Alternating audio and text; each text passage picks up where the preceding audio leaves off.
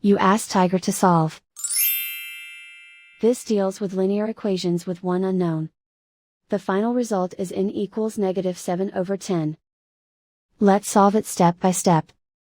Simplify the expression. Group like terms. Simplify the arithmetic. Group all constants on the right side of the equation.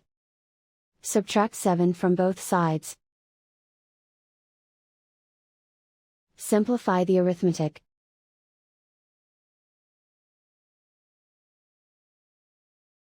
Isolate the n. Divide both sides by 10.